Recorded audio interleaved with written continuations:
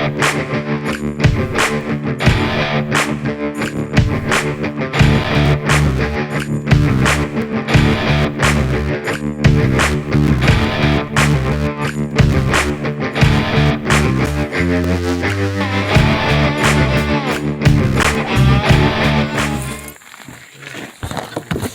guess we can take the thing down. Hey, glad to have you over with us out in the woods. This is like a man cave type thing that didn't work out real well, but they had an incident where the slide out on this camper just started closing up for no reason. And come on onto here, Luke.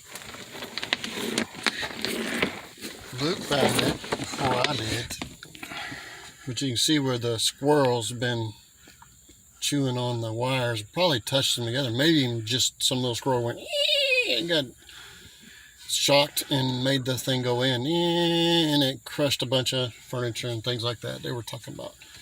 So anyway, they've been concerned about it, so they want us to replace this motor.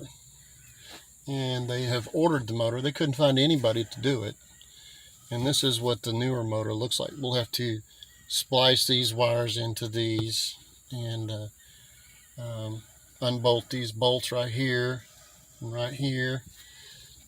With this big old square tube right here.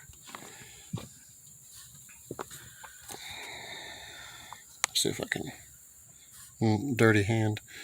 I got a wrench on that already, but if you see right here, that round tube right here has a hole through it that goes through and the bolt holds it there. And then on the other side, it's the same thing. We've got bolts, and that's not doing very good. Where's my finger? Okay. Need the light on. Anyway, this motor here has bolts on it. We're going to show you how we take that apart, and then it has these gears that it rides on all the way down, and this thing slides in and out that way. How do they crush furniture? If you have furniture in there, it wasn't ready for it, end table or something. Nope. And this tube goes down to the other side of this big slide out, and it has gears down there. Yeah, but no motor. But the motor's all driven right here. So we're going to take this thing out, and we'll see if we'll show you what we do to get it back in.